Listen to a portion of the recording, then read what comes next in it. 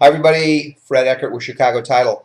A lot of people ask me about tax sales, buying tax defaulted property because people have defaulted on their taxes. So I'm going to give you a little primer on this. This is going to apply primarily to Southern California. However, what I'm going to say will apply probably throughout most of the country, but you need to check your own county, check with your county tax assessor, recorder, clerk, or tax collector, and go on the web, take a look at it there. But I will say this is the biggest key for all of this is caveat emptor, let the buyer beware.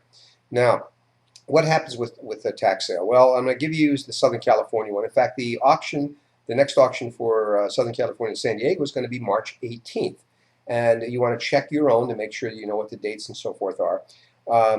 Plenty of information is available at the San Diego site, which is sdtreas, T-R-E-A-S, tax.com. You take a look at it and you find the information, the property list, and so forth.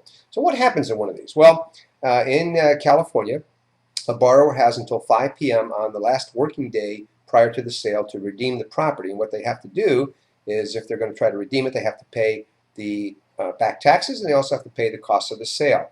They can do that basically with cash or a cashier's check or a money order or traveler's checks. They can't just give a regular check at that point if it's within 30 days. If it's outside of 30 days, they can use a regular check. Now, what does that mean to you? Could you go down and bid in these properties? Yes, but I'm going to go back to the idea of caveat emptor. Take a careful look, whatever state you're in, whatever county you're in, take a look at the property.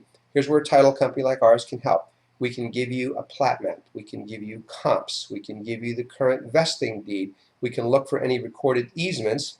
That's probably about the limit. We can look for if there's any other taxes that might be owing, such as Mello-Roos. Now here's the key.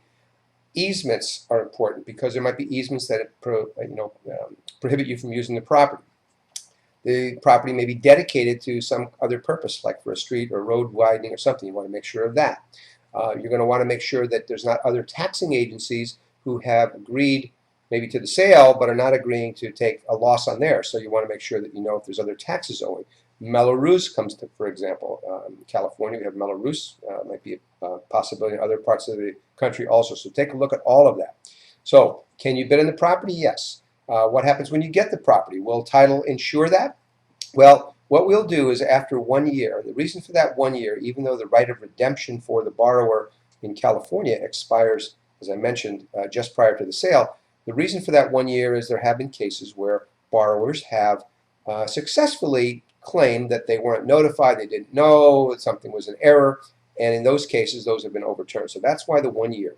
Now, will we insure at that point? We'll take a look at the property. We'll evaluate it, and if it can be insured, we will insure it at that point. So what you want to remember is that that's not something you necessarily have to have an escrow for. You just would contact us and say, I have this property, I bought it at this tax sale, it's been a year, I'd like to get it insured.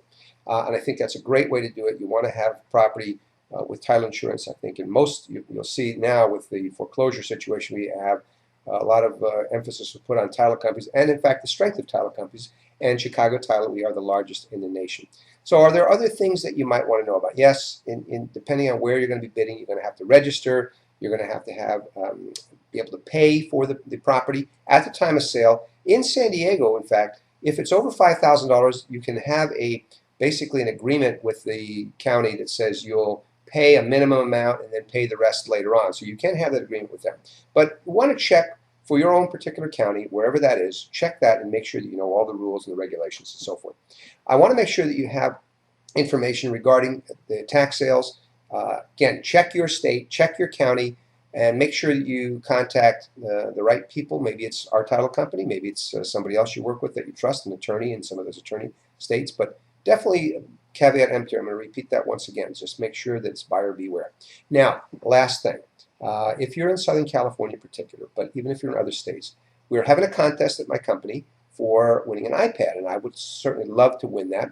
And if you are inclined to, and you can, if you can give me a referral for a